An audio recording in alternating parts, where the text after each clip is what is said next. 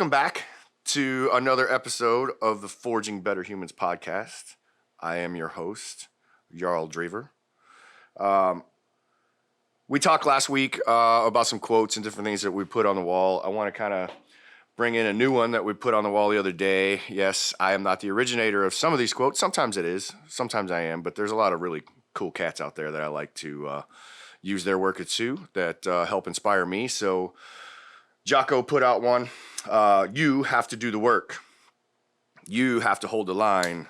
And you have to make it happen. I think that the key word in there the entire time is you, right? When I put it on the wall, I actually underlined you and do and you and hold and you and make, right? Those things that's where the most impact is in those phrases. It's all about you. So you can come and work with teams and do different things, but ultimately it's on you. It's your goal. It's your journey. You have to embrace it and you need to stay on the path, and you need to be reaching out and looking for more to do to make sure that you stay on that path, right? So there's a ton of things out there, like we talked about in the last podcast, that are conspiring to distract you from your goals. Whatever your goal is, whether it's losing weight, gaining weight, whether it's lean muscle mass, whether it's performance, whether it's a better job, better relationship. I don't know what those things are that your goals are, that you're using Iron Legion's training systems to get you there. But we're here to help. But there's a ton of things outside, and you can listen to the last podcast about those things that are super distracting to those goals. Work schedules, family routines, old habits, friends, shit like that always get in the way, that seem to interfere with our journey to that ultimate goal. But the biggest one that I want to talk about today is injuries. So injuries is really common, especially in a sport-related fitness like CrossFit or any type of fitness, really. Anything where you're doing any type of physical activity, you're going to run the risk of getting hurt once in a while. It's how you react to those injuries that define you, and as how much longer it's going to take for you to get to that particular goal, right? So if I'm going to go back, I want to take you back, way back, in my 20s, right? So I'm 47 now. I was in my early 20s, and I was working construction everywhere. I was surrounded by ironworkers, millwrights. We were always installing heavy machinery all over the place. There's welding, fire, cranes, just everything. All right. So our construction environments were pretty intense. But what I learned early on in the trades was, I don't like being told what to do. To this day, I own my own business for the pure and simple fact is I don't like people telling me what to do. So what did I recognize super early on when I was about 16, 17 years old, when I really started working hard? I started to realize that the harder I worked, not only did my bank account increase, which is a nice, to me, secondary thing. The primary thing that I found that I liked the most, the harder that I worked, the less people fucked with me. The less that people would get into my business, the less people would tell me how to do shit, right? So if I could go out to the field, grab my tools and start working on something and do my job and do it well, I typically didn't get a lot of interference from upper management. Foremans and superintendents, project managers, different things like that would tend to just kind of leave Drever alone because he knows what the fuck he's doing, right? Not knowing that inside of me, I recognize that as a part of me that I really liked. And I didn't like people around me. So what I knew early on was that I needed to gain as much skill as I could possibly gain and learn as much as I could from mirroring and mimicking people out there in the field so that I could take on more and more stuff, so that I could have less and less people fucking with me, right? So that alone allowed me to start cruising up the ranks, becoming a foreman super early, becoming a superintendent, moving up into general superintendent. Those types of things came through the fact that I didn't like being told what to do. And I would actually go out, seek out the knowledge that I can any way that I could, most of it on the job, to make sure that I was always the top in my field. So I'm 20 years old, early 20s. I'm in Texas. I'm on a project. We're 3 floors up. The walls aren't even on this building. We had a crane moving in a piece of equipment that got it up to the 3rd floor. They set it up there, and then we had to pick it up with big fork trucks from that point and then move it over into this giant sub base. And this sub base, pictures probably 10, 12 foot high, and it's made out of 12-inch I-beam, a big frame that's all sitting up in the air, and we got ladders all the way around it. And we're moving this, we've got this fork truck coming in, and we can only get the fork truck in so far. Now, these drives typically weigh anywhere between 8 to 10,000 fucking pounds. They're really, really heavy. So we got 2 fork trucks on either end trying to negotiate this giant piece of equipment in.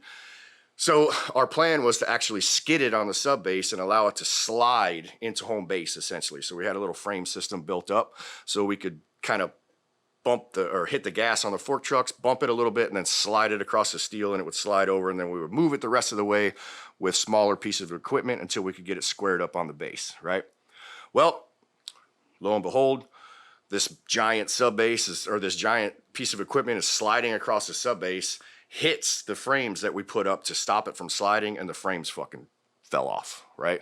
I've got 2 guys on a ladder, but I am on the one side where it's coming right towards me. So I'm about 8 feet in the air up on this ladder. This frame pops loose. I jump off of the ladder, right? The only thing you can do. This thing's going to crush you. So I jump, and not only did I jump, I jumped far. So I jumped super far away from this sub base as it's coming in. It didn't fall off. It only slid out about 6 more inches, but had it have slid any further, it probably could have tipped. So that's what I was worried about. So I jumped. When I landed, I completely rolled my ankle, flipped my foot all the way up until it touched my shin, tore a bunch of muscles and ligaments in my foot. It was really, really bad. Ended up with stone bruises on the bottom of my heel. Luckily, it was a Thursday. So it was, I think it was a Thursday. Went into the doctor. Didn't claim it on workman's comp for the sole important reason was I didn't want anybody telling me that I couldn't go back to work. And again, at the end of the day, it wasn't about money. The money was nice, but there was stuff that I was learning. There was a journey that I was on, and I couldn't take an injury like that to stop that, right?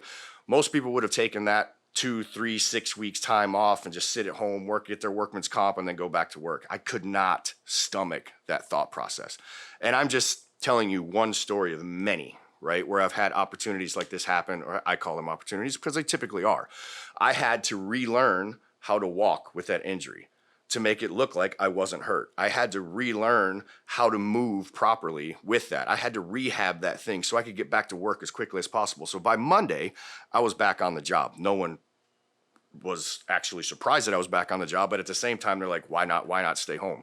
Man, I've got shit to learn. I've got goals and I've got places I have to go. A few years later, sports, right? I loved wakeboarding. I loved snowboarding. I loved all those types of things. And I always wanted to be the best at those as well. So same kind of tactic. I would want to absorb as much information as I could. And I would ride with some of the best riders, try to learn what I could from all those guys, go to different camps. And I was out, my brother and I were out in Kentucky one time, and we were on Lake Taylorsville in Kentucky. And I think we were practicing 360s early wakeboard days. So we're practicing 360s, and I'm coming across the wake. You know, when you're on a wakeboard and you're up in the air, and, you know, when you're coming across that wake, you're probably going 30, 40 miles an hour when you hit the wake. I hit that thing, I'm spinning, I caught the other edge, and I caught an edge on that 360, and I didn't let go. Like, it fully extended my arm all the way out. I didn't let go of the rope, and it ripped all of the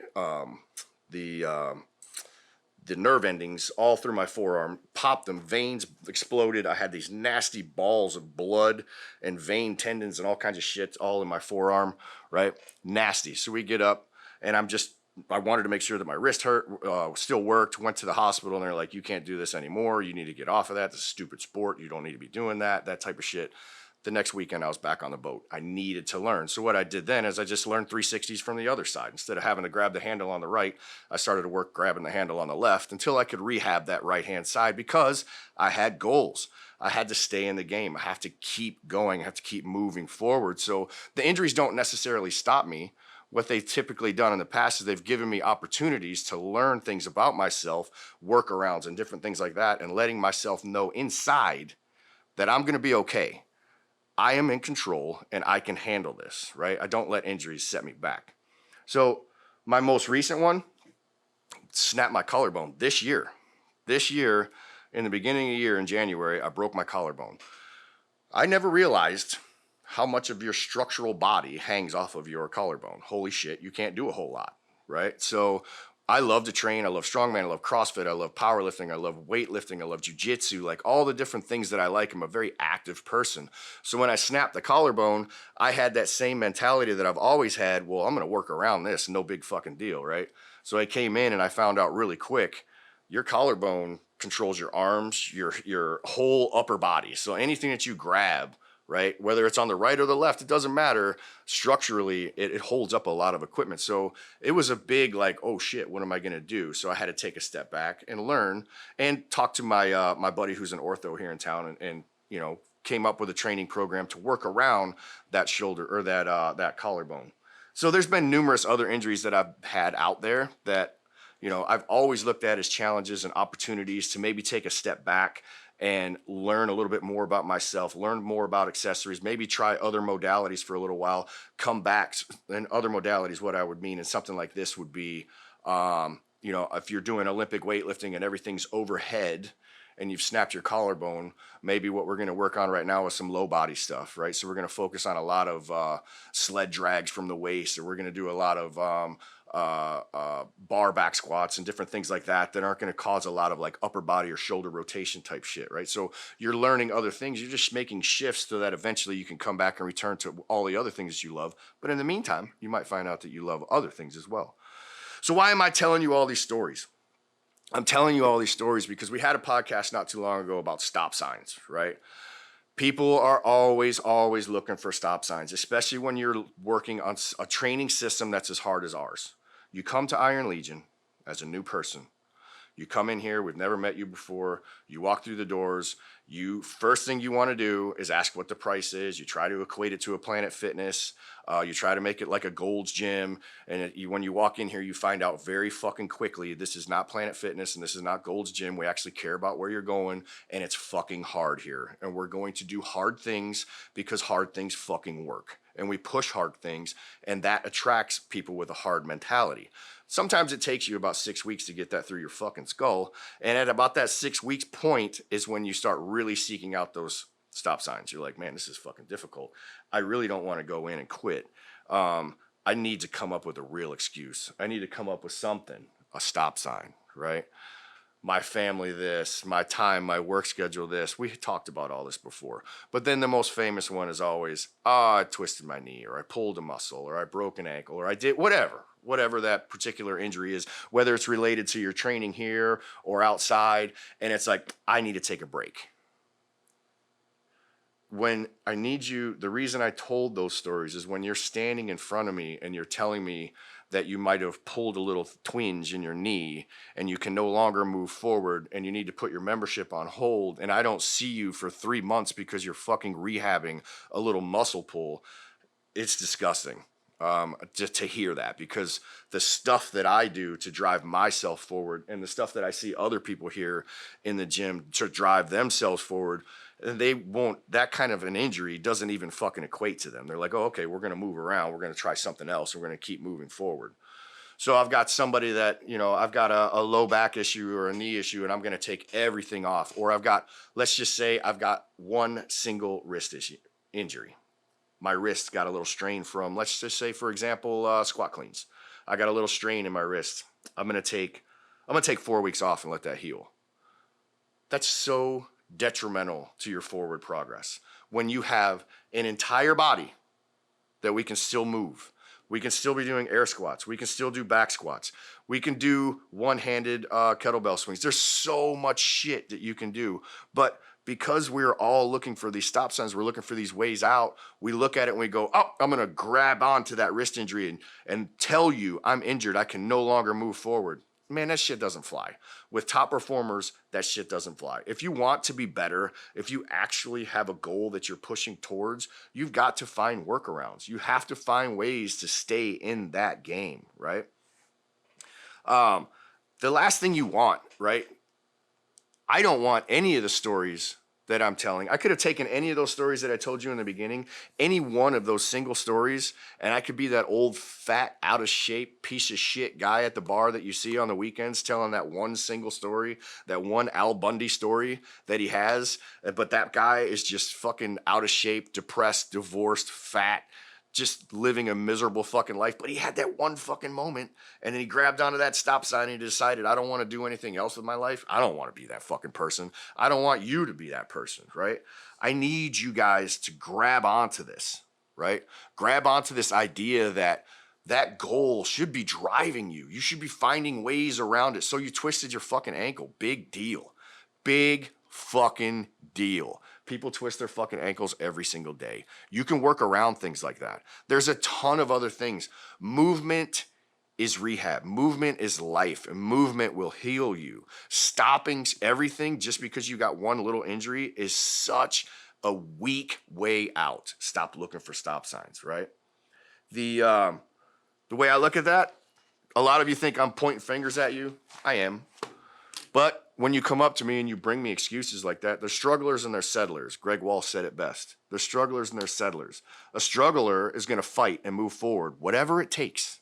That goal drives that struggler forward, and that struggler is going to go and go and go, and he's going to quietly pursue that goal. He will navigate the streams the way that he needs to navigate them, but he's going to fucking get there.